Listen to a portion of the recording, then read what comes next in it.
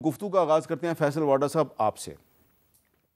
आपने काफ़ी दिन पहले हमारे प्रोग्राम में एक प्रेडिक्शन की थी, ज़रा पहले वो हम सुना देते हैं अपने नाज़रीन को।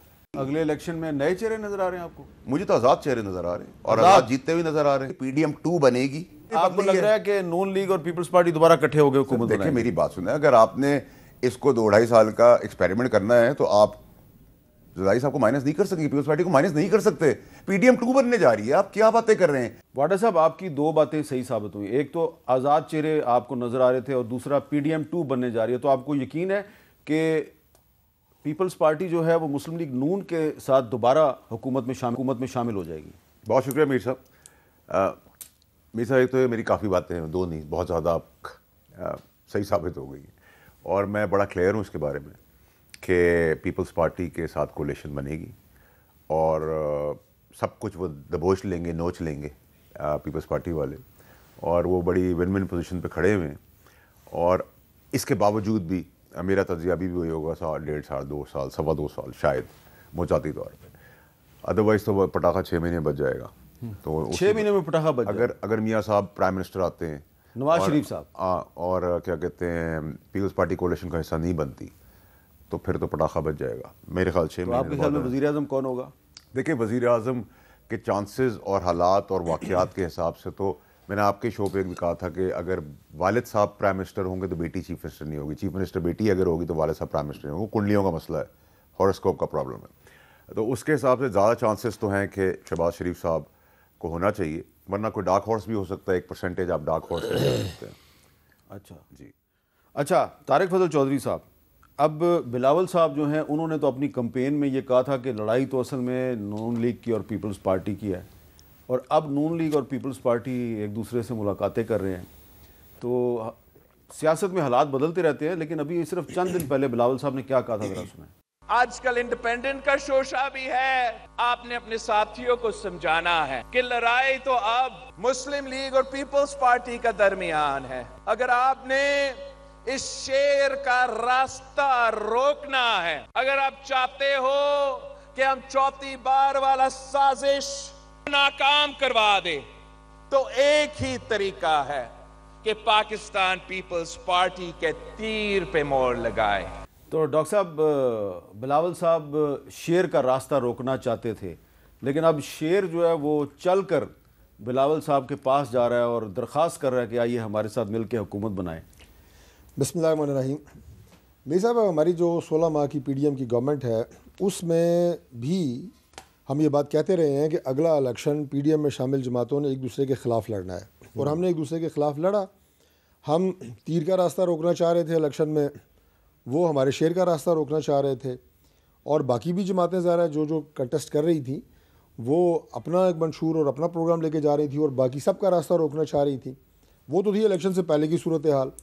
अब इलेक्शन के बाद की जो सूरत हाल है, इसमें तो मैंने शायद आपके प्रोग्राम में भी ये कहा था कि बहुत ही खुशाइंद होता कि अगर एक पार्टी जो है वो सिंगल लार्जेस्ट पार्टी आ जाती और सादा अक्सरियत ले लेती, तो मुल्क जिन बुरहानी कैफियत से गुज़र रहा है उसकी लंबी तफसीलात क्या बयान करनी, सबको पता है हम किन मसाइल से दो चार हैं, उनसे निपटने में आसानी होती।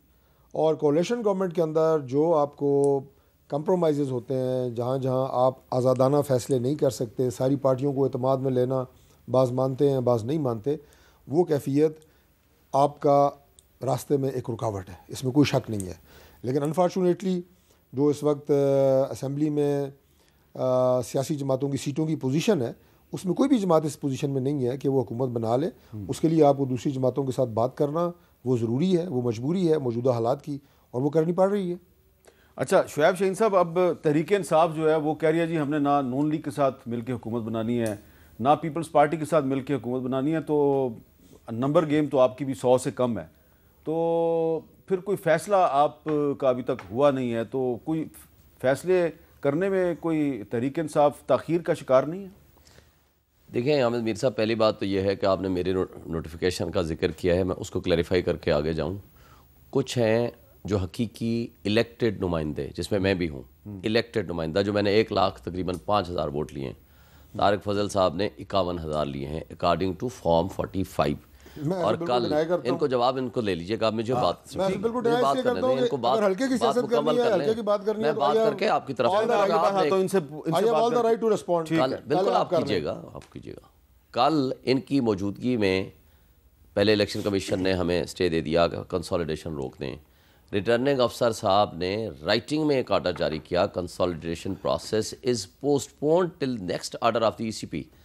और कल की तारीख का आज नोटिफिकेशन भी आ गया कि जनाब ये जीत गए और हम हार गए।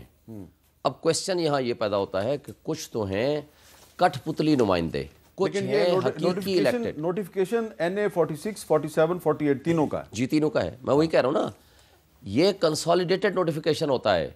ये अलग एक शहर का या एक इलाके का नहीं होता। वो तब होता है कि जब कंसोलिडेटेड नोटिफिकेशन में अगर कोई किसी का स्टे है, कोर्ट में मैटर पेंडिंग है, किसी का डिस्प्यूट है, तो वो 1, 2, 3 का अलग हो सकता है, वरना ये जॉइंट होता है। लिहाजा जो हम इलेक्टेड हैं, जिनके पास फॉर्म 45 की पूरी कापियाँ मौजूद हैं, उनके हमारी तादाद 170 से भी ज़ायद है। हम तो 2/3 मेजॉरिटी ऑलरेडी ले चुके हैं। अब जो लोग इस वक्त फ्रॉड और डकैती करके हमसे ये छीन चुके हैं पब्लिकली, एक चोरी होती थी ना किसी ज़माने में, और मैं ये कहता हूँ कि जो कच्चे के डाकू हैं वो मुंह छुपा करके वहाँ फिरते हैं। अच्छा, एक सवाल आज है, पक्के के डाकू, इसे भी आखिरी बात करके एक सवाल इसी से आज पक्के के डाकू सब मिलके ओके, वो इसी जश्न से मनाते हैं, मुतल्लिक़ एक जनाब सवाल ये है। जीत गए, इनको हमने जिता दिया, हमने नोटिफिकेशन अच्छा, कर एक दिया। सवाल है, पीछे जो सवाल तो सुन लेना जी, मेरा। जी। परवेज़ खटक साहब जो हैं वो तो इलेक्शन हार गए, उन्होंने इस्तीफ़ा दे दिया अपनी पार्टी की सदारत से। जहांगीर तरीन साहब इलेक्शन हार गए, उन्होंने पार्टी की सदारत से इस्तीफ़ा दे दिया। और तो और राना सनाउल्लाह साहब इलेक्शन हार गए, साद रफ़ीक साहब इलेक्शन हार गए। तो अगर ये सारी डकैती थी तो फिर इनको भी जितवा देते। नहीं तो 2 से या 4 बंदों से, ये तो वो माजरत के साथ अगर मैं कहूँ, ऐसा एक डंपिंग प्लेस रखा था गंद इकट्ठा करने का। ये जो किंग्स पार्टियां बनाई गई थी सो कार्ड, असल में तो एक ही किंग पार्टी थी ना जिसको लाना मकसद था, जिसको लाडला सुपर लाडला लाया गया। इमरान खान ने 1 साल पहले क्या कहा था, 3 काम होंगे तो लेकिन वो इलेक्शन सुपर होगा। लाडला आप नवाज शरीफ साहब को कह रहे हैं ना, जी मैं उसी को कह रहा तो हूँ। वो मानसेरा से वो भी हार गए। तो मसेरा से हारे तो बुरी तरह हारे ना। अभी जो यास्मीन राशिद के मुकाबले में जिताया गया, can you imagine, original total वोटों से भी ज्यादा कर अब दिया इस पे गया। रिस्पॉन्ड, जिस अंदाज अब इनका से रिस्पॉन्स ले लेना प्लीज जी। गुजारिश ये है कि शोएब शाहीन साहब ने, मुझे कुछ आइडिया था कि आप इन्हें प्रोग्राम में बुलाएंगे और इन्होंने कोई बात नहीं करनी सिवाय अपना रोना रोने के। हाँ। ठीक है जी, आपने नेशनल लेवल का जवाब किया, मैंने आपको नेशनल लेवल की बात पे आपको रिस्पॉन्ड किया। इनकी तीनों पिटिशंस मेरे सामने हैं, क्योंकि आप शरारत करते हैं, मुझे पता है, मैं आपको कह रहा हूँ तो मैं तीनों पिटिशनें साथ लाया था, मुझे पता था आप इनको बुलाएंगे। ठीक है। एक इन्होंने की सबसे पहले हाई कोर्ट में रेट, उसमें उन्होंने कहा जी मुझे अंदर नहीं जाने दिया गया जहाँ पे गिनती हो रही थी। हालांकि he was the only candidate जो अंदर गया, इनके अलावा कोई कैंडिडेट अंदर नहीं गया, मैं भी अंदर नहीं गया। ठीक है जी, जहाँ पे रिटर्निंग अफसर गिनती कर रहे थे। फिर उन्होंने इलेक्शन कमीशन को कहा जनाब के कंसोलिडेशन को रोक दिया जाए। उसमें इलेक्शन कमीशन ने जो ऑर्डर किया वो मेरे सामने पड़ा हुआ है और ये खुद माशाल्लाह वकील हैं, लेकिन मैं आपको पढ़ देता हूँ। इलेक्शन कमीशन ने कहा कि consolidation shall remain suspended till the further orders if not already concluded. आपको भेजूं, देखेंगे आप। मैं जवाब दूंगा। इफ नॉट ऑलरेडी कंक्लूडेड, अगर इस ऑर्डर आरओ से ने क्या ऑर्डर पहले, किया कल आपकी मौजूदगी में? एक मिनट जरा उनका जवाब ले लें। अगर इस ऑर्डर से पहले इलेक्शन कमीशन कहता है कि ऑलरेडी वो कंक्लूड नहीं हो गई तो रोक दें। तीनों हलकों की इस ऑर्डर से पहले कंक्लूड हो चुकी थी। कमाल है, आपके साथ कल मेरी मौजूदगी में क्या ऑर्डर पास किया आरओ ने? NA-48, ठीक है जी। एक का टाइम तो सुबह 9 बजे, दूसरे का 10 बजे, तीसरे का को 11 बजे या 12 बजे। ये ऑर्डर जारी हुआ है 4:30 बजे।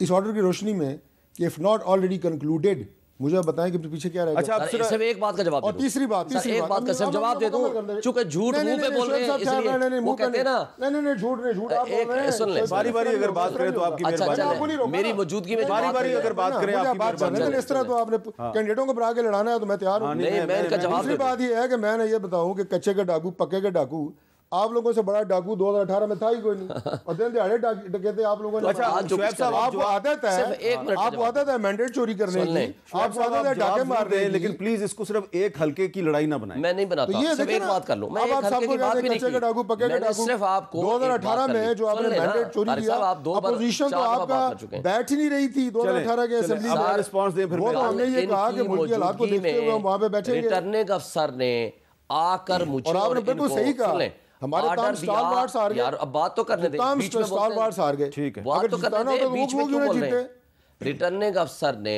हमें लिख के दिया, राइटिंग में, ओरिजिनल राइटिंग मेरे पास मौजूद है, process of consolidation is postpone till next order pass by the ECP. चले ठीक है। अब मुझे बता दें कैसे आप कह अच्छा, सकते चलिए हैं। अब आगे दूसरा चलें। आप आगे चलते हैं। हाँ। जो सर जी, मैंने आपको आपने ऑर्डर majority की बता बात दी है। की, It was इस already वक्त concluded पूरे before this पाकिस्तान order। के जो हमारे फॉर्म 45 के मुताबिक जीते हुए कैंडिडेट्स ने, जिसको मुखालिफ सारे तस्लीम कर रहे हैं, तो उनको आप किसी सूरत रिफ्यूज नहीं कर सकते। इनका जो डिप्टी स्पीकर है, सर सुन लें, 5 साल वो स्टे ऑर्डर पे रहा है, इनको वो वोट आगाज़नी नहीं की। मुल्क की अपनी बात नहीं करेंगे, कमजोर कर रहे हैं, दूसरों को बस जो है वो इल्जाम देते रहेंगे। चले शुएब साहब, आप जरा आप एक कौमी सतह के एक पार्टी के कौमी सतह के लीडर कौमी सतह पे आप अच्छा, अगर 70-80 सीटें छीन लेंगे तो आप क्या ये डकैती भी ना कहें? अच्छा,